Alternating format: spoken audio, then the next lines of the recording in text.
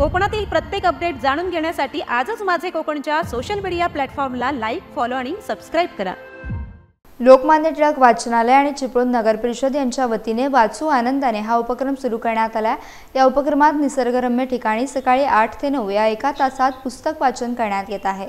चिपळूणमधील शहरातील निसर्गरम्य ठिकाणी हे वाचन केले जाते। शहरातील साने गुरुजी उद्यानात उपक्रम नागरिकांच्या मोठ्या प्रतिसादाने पार पडला। यावेळी प्रांताधिकारी आकाश लिगाडे, माजी नगरसेवक आणि ज्येष्ठ व्यापारी रामशेठ वेडीस, लोकमान्य टिळक वाचनालयाचे प्रकाश देशपांडे, नगरपालिका कर्मचारी सोबत अनेक नागरिक आणि विद्यार्थ्यांनी सहभाग घेतला। यावेळी प्रकाश देशपांडे यांनी कवी माधव यांची कविता त्यांच्या शैलीत म्हणून दाखवली। प्रत्येक रविवारी उपक्रम राबवला जातो। प्रत्येक वयोगटातील नागरिकांनी यामध्ये सहभागी व्हावे असे आवाहन चिपळूण नगरपालिकेतर्फे करण्यात आले।